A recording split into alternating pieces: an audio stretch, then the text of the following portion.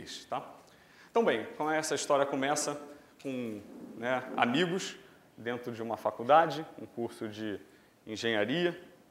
Era um curso promissor há 10 anos atrás, né, computação. Era algo que as pessoas queriam trabalhar, porque parecia ter muito mercado, né? Era aquele caso de você pegar o jornal lá, o Boa Chance, e ser o mercado que não estava dizendo que era saturado, né? Então, você tinha realmente muitas pessoas buscando informática, computação, há 10 anos atrás. Mas uma coisa interessante é que esse grupo de amigos, né, esse grupo de sócios, que acabou se formando sociedade, a gente não tinha a pretensão, desde que a gente entrou na faculdade, de empreender, né? Não era esse o objetivo. A gente não entrou na faculdade porque a gente sabia que dali a gente ia criar uma empresa. A gente tinha o mesmo sonho que muitos outros alunos de informática, né? Trabalhar nas grandes empresas que tinham chegado ao Brasil, né? IBM, Microsoft e vários outros. O mercado realmente estava muito aquecido, né? E aqui vale um parênteses, né? Essa questão de a gente não ter uma cultura tão voltada ao empreendedorismo, né? Não ter um apoio, vamos dizer, até natural, tão direcionado ao empreendedorismo, eu acho que não é culpa nossa. Acho que definitivamente não é culpa nossa. É uma coisa que a gente vem, anos atrás, era em 2000, a gente pegou um momento durante a faculdade, dá motivo para não empreender, né? Mas nada que uma grande ideia, com os amigos, conversando, não mude toda a história, né? E eu acho que, como muitos já devem ter também tido essa sensação, às vezes você conversando, tem idealiza alguma coisa, uma proposta de um produto, de uma solução, de algo que vai mudar a vida das pessoas, e aquilo ali toma uma forma, né? Ele passa a ser o seu sonho de uma tal maneira que você não consegue mais parar, né? E a gente não teve dúvidas. No momento em que a gente idealizou o projeto, né, o que a gente imaginava que ia mudar a vida das pessoas, a gente foi seguir a cartilha também. A gente falou, vamos criar essa empresa, vamos criar esse negócio e vamos fazer o passo a passo para criar esse negócio. Então, fomos lá, desenvolvemos o nosso primeiro, pegávamos os alunos da própria PUC, perguntava, você gostaria de ter esse produto, você pagaria por ele, o que você imagina? Então, a gente foi, de fato, seguindo a cartilha, né? Em paralelo a isso tudo, né, como era uma empresa de software, começamos a desenvolver. Pegamos os computadores, sentamos, trabalhávamos na casa ainda de um dos sócios e mão na massa para criar esse produto. Não foi nada fácil, né? Até porque o que a gente estava falando era de jogos para celulares, tá? Então, isso aí não veio de nenhum museu, não. Foi exatamente o que a gente desenvolveu há mais ou menos 10 anos atrás. Era, de fato, o que podia ser desenvolvido em termos de jogo para celular em 2000. Né? Falar isso hoje parece estar totalmente, né, vindo de um museu pré-histórico, mas isso só tem 10 anos e era o que se podia fazer na época com a tecnologia, né? Então, esse era o produto, né? Então, foi, de fato, um caminho que eu acho que a gente trilhou com bastante eficiência, né? Desde a idealização até a criação do plano de negócios, pesquisa de mercado e desenvolvimento do produto. Então, quando a gente chegou nesse momento de ter o produto pronto, né, isso acabou chamando a atenção de investidores. Então, a gente teve a entrada de um investidor anjo na empresa, que foi fundamental, né, colocar o dinheiro ali naquele momento que a gente tinha um produto. E, bem, a gente já tinha atingido o ápice aí do nosso sonho. Tudo certo, né? Empresa, sócios, dinheiro, produto pronto, sonho sendo realizado. Esse que foi o problema. Não estava nada certo, né? Tinha uma questão que estava muito mal resolvida até esse momento. E aí eu tive que pegar uma frase emprestada aqui com o nosso craque Garrincha. Faltava combinar com o adversário, né? Nesse caso aqui, né, o adversário, óbvio, não tem esse sentido pejorativo, mas nesse caso, faltava combinar com os clientes, né? Faltava a gente conseguir convencer ou conseguir, de fato, encontrar clientes dispostos a pagar por aquilo.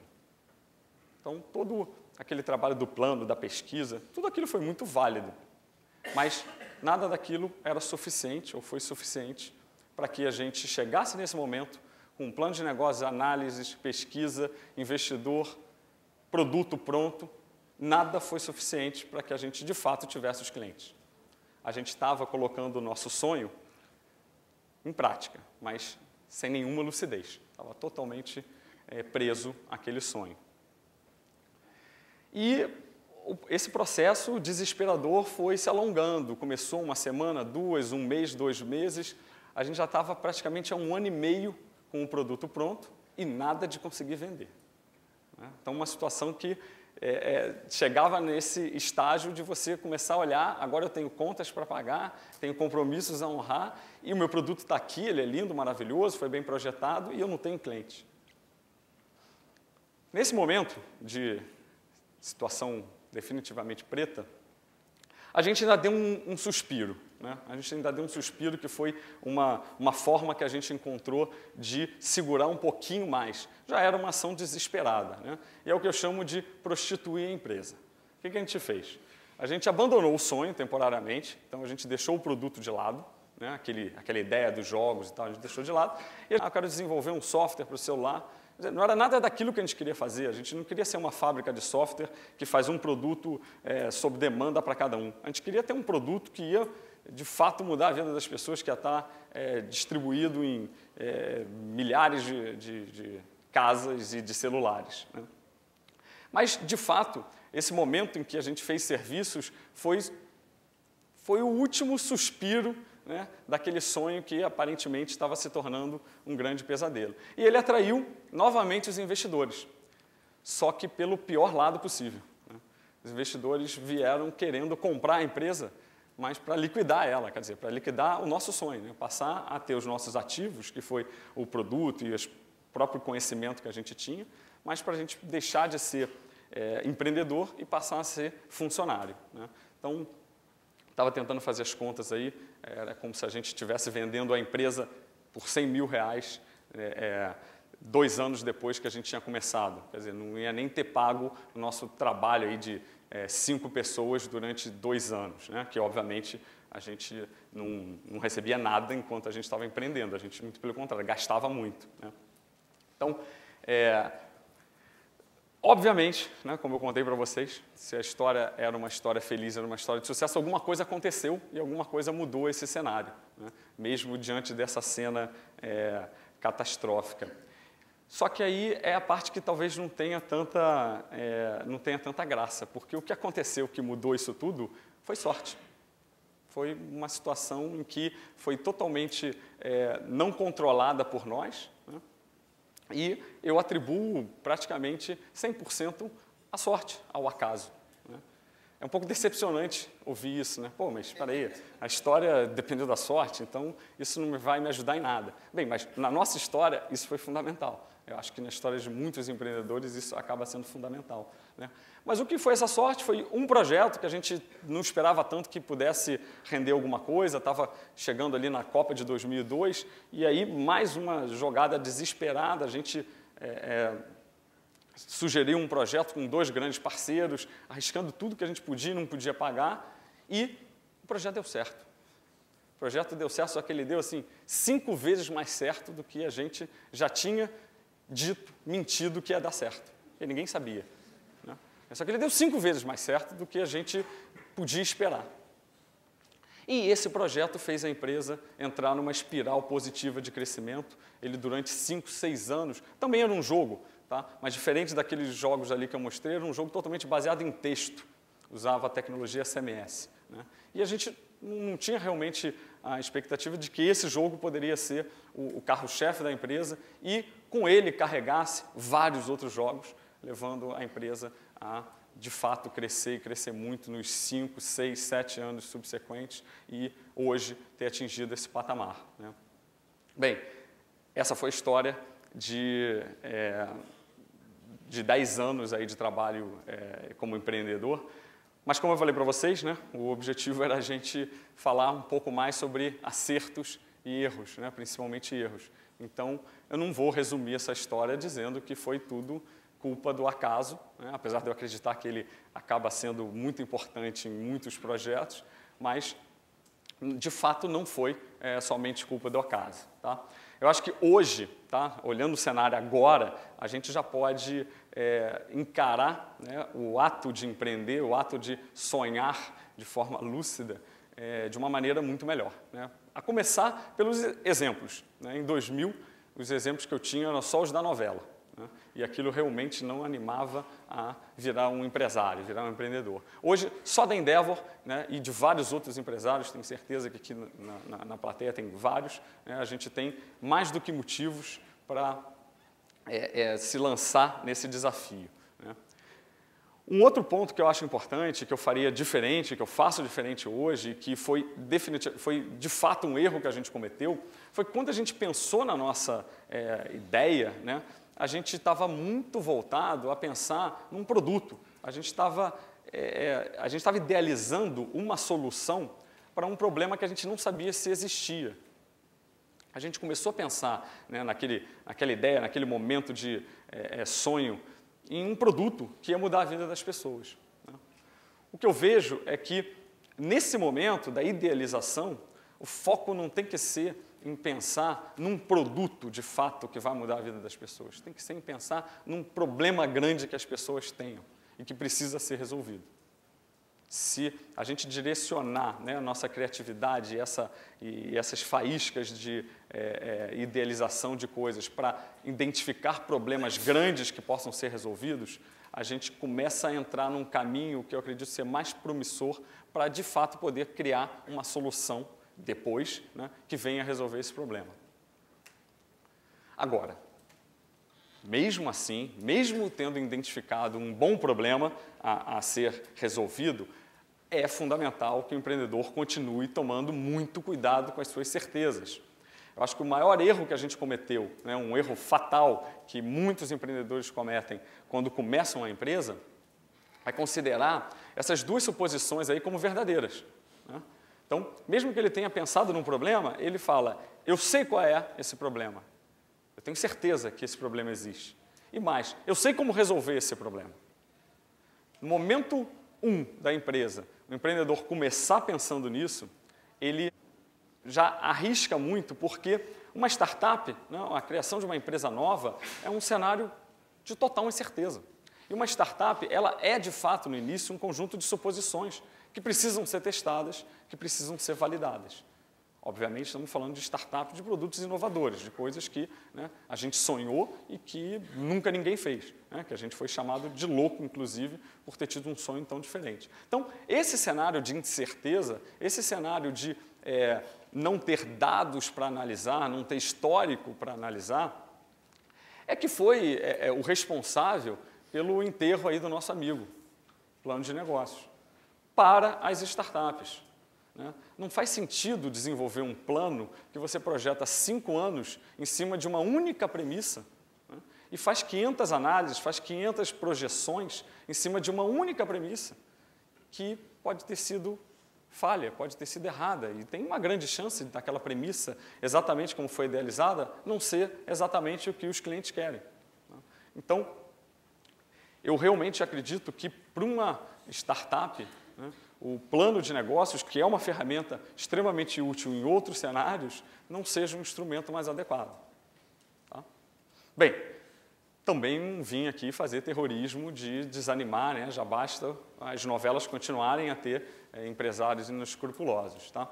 Eu acho que existe também uma parte muito boa a ser observada, porque nesses últimos 10 anos surgiram ferramentas, surgiram estudos, né, e surgiram principalmente testes, né, realizados por empresas e empreendedores e professores e pesquisadores que trouxeram novas ferramentas, trouxeram novas metodologias e que têm se mostrado muito, muito úteis na criação de um novo negócio, tá? Então, uma delas, que eu acredito que vocês já tenham ouvido e já tenham até lidado com ela, é o modelo de negócios, né? Então, por isso que a gente fala que o plano de negócios ele não funciona tanto para a empresa, e para uma empresa nova, né, para uma startup, e o modelo de negócios funciona, né? Hoje, sem dúvida, a referência que eu considero nesse tema é esse livro, que foi desenvolvido por 2 autores suíços aí há 5 anos, quer dizer, ele é extremamente recente, né? E ele, de fato, criou uma ferramenta. Ele criou uma ferramenta muito útil, né? Que, inclusive, pode ser usada até em iPads, né? Ela já tem uma dinâmica, né, muito mais adequada aos dias de hoje que um plano propriamente dito, né? E é uma ferramenta que eu acredito que todo empreendedor a começar o seu negócio, antes, obviamente, de começar, deve usar, assim como a gente usava o plano de negócios lá atrás, tá? Porque ela ajuda a gente a identificar de fato o que a gente quer fazer. Ela ajuda a gente a, como o nome próprio diz, né, modelagem é algo que é manuseável, é algo que você estica, empurra, muda, né? Plano já dá a ideia de uma coisa mais fechada, né? E o conceito principal por trás dessa metodologia é você descobrir como que a empresa vai criar, entregar e capturar valor dos clientes. Essa foi a maneira como o autor descreveu e que eu acho que é extremamente útil, tá? O tema não é recente, tá? Então, acho que os exemplos são bons para clarear. O tema não é recente. A Xerox já tinha lidado com isso lá na década de 60, quando ela lançou uma inovação de produto, né? Todo mundo deve imaginar o quanto que deve ter sido impactante ter uma máquina fotocopiadora, mas que no seu primeiro momento ela não teve um grande sucesso, né? E não era culpa da cópia ser muito escura, muito clara, não era isso. O problema era que ela vendia as máquinas para as empresas por um preço muito caro, que as empresas não podiam arcar, né? E com isso o negócio não deslanchou. Mas uma mudança no modelo de negócios fez com que o negócio deslanchasse. Ela passou a alugar essas máquinas por um valor muito menor e cobrar pela quantidade de cópias que excedesse um determinado limite. Então foi uma mudança simples, que não mudou nada no produto. A inovação já estava ali, a inovação de produto já estava ali. Mas a inovação de modelo de negócios mudou completamente o cenário do projeto, né? O Google também é uma empresa mais recente, numa outra perspectiva, que também traz um exemplo muito positivo para a gente, né? O Google ele mudou completamente o cenário de internet quando, no primeiro momento, ele tentou vender o sistema de buscas, também não deu certo, e aí passou o quê? A vender os resultados das buscas para os anunciantes. Mudou completamente o negócio do Google, essa mudança, tá? Então, 3 elementos são fundamentais aí quando a gente fala de modelos de negócios, né? A inovação não é suficiente só no produto, ela precisa ser no modelo de negócios também, né? Copiar os concorrentes não vai ajudar em nada em a gente criar modelos de negócios novos, né? E arriscar, né? Se a gente não tentar, não colocar à prova os modelos, nada vai acontecer, tá? Tem vários exemplos, não vou entrar em todos aqui, mas tem vários exemplos em setores já estabelecidos, como moda. Essas empresas estão mudando aí o cenário da moda. A própria Zara, uma empresa gigante, já fez isso. O celular tem que ser encarado como o melhor exemplo de modelo de negócio, porque o celular não explodiu por causa do iPhone, nem por causa do Android. O celular explodiu por causa disso aí, ó, por causa do pré-pago. Foi uma mudança no modelo de negócio. Qualquer lugar você encontra um cartão que você pode carregar o seu celular, né? A Netflix praticamente quebrou a Blockbuster num mercado, né, nos Estados Unidos totalmente tradicional. Esse é um exemplo recente também que eu acho sensacional, que tem rodado na internet, né? Um rapaz comprando aí produtos no mercado, né, só que ele comprando através do celular, apontando o celular para um visor, né? Só que o legal aí é que ele não está no mercado, ele está numa estação de metrô, e o metrô está chegando, né? E dentro do metrô também tem esses painéis onde ele vai comprando no caminho de casa os produtos, quando chega em casa, né, os produtos são entregues e debitados no cartão dele, tá? Então, essa ferramenta eu recomendo, tá?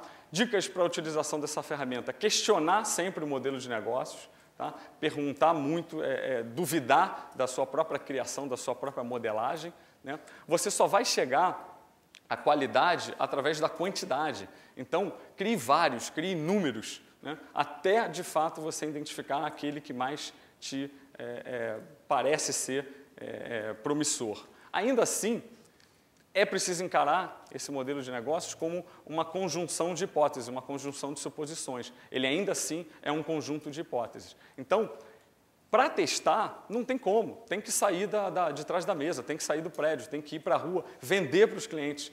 permitir que os clientes experimentem os produtos de alguma forma. Não é perguntar se eles comprariam, é criar uma versão preliminar do produto, de fato, que os clientes possam testar. Tá?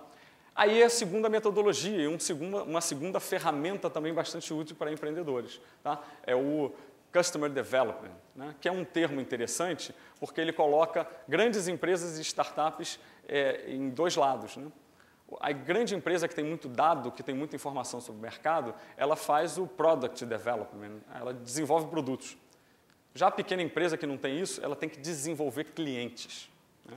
Então, desenvolver clientes é um termo que talvez não seja muito simples de ser incorporado, mas tem algumas premissas que podem ser consideradas. Né? Primeiro, não projetar, né, o seu primeiro produto para um grupo grande, projeta para poucos, né, e tenta encontrar os principais clientes que gostaram muito daquele produto, né, os evangelistas, né, e tenta identificar com ele como que eles podem até ajudar a você disseminar esse produto. Né, e desenvolver mais ele. Né? O foco nesse momento é no aprendizado, não é na execução.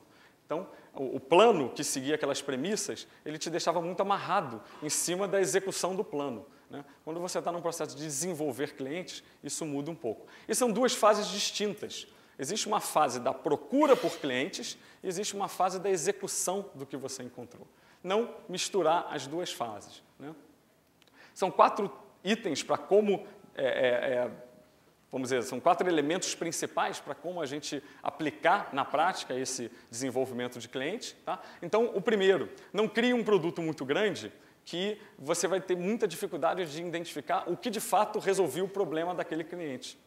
Né? Às vezes o cliente queria só um detalhezinho e você criou uma coisa muito maior. Então, crie um produto mínimo que você acredita ser viável para o cliente experimentar e você testar se era aquilo mesmo que ele queria. Né? Medir, né? Não tem como você estar num processo de experimentação sem medir. Então, encontre as ferramentas adequadas para que você possa medir e entender os resultados a partir disso. Tá? Um outro elemento interessante dessa metodologia é o pivô. Né? O pivô ele sugere que se você avançou um pouco, mas ainda não encontrou os resultados daquela medição que você imaginava, que você deve mudar elementos significativos do seu modelo de negócios sem sair daquela ideia principal. Tá? E, por fim, o objetivo é encontrar o encaixe entre o produto que você idealizou, quer dizer, aquela solução para um grande problema que você idealizou, e os clientes, o grupo de clientes que, de fato, está disposto a pagar por ele. Esse é o objetivo final, né, da utilização dessa metodologia. Tá? Então, busca e execução. Somente depois da busca ser realizada é que faz sentido colocar dinheiro, é que faz sentido injetar dinheiro para o negócio crescer, para o negócio ganhar escala. Então, o dinheiro na fase de busca e execução ele pode até atrapalhar, porque nessa fase de busca, quanto mais barato, quanto mais rápido e quanto menos a gente gastar, melhor. Se tiver que falhar, que fale rápido e barato. Né? O dinheiro ele pode ser muito útil na segunda fase. Tá? Bem, essas duas ferramentas eu acredito que são bem interessantes, podem ser usadas na prática por empreendedores. Tá?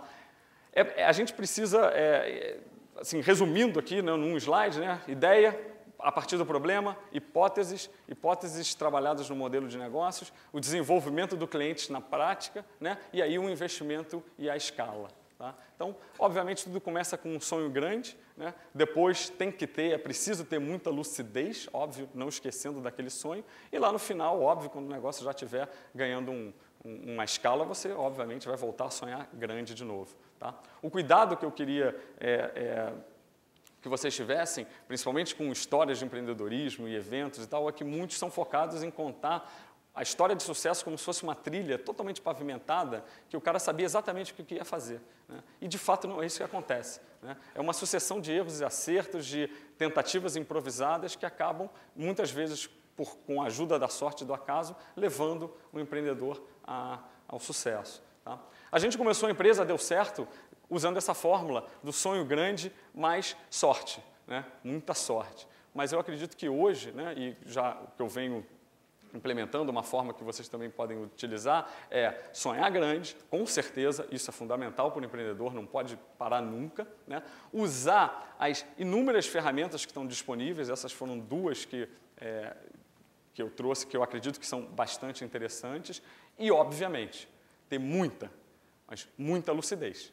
Tem que sonhar grande, mas tem que ser um sonho lúcido. Era isso. Obrigado. Fica disponível aí para as perguntas.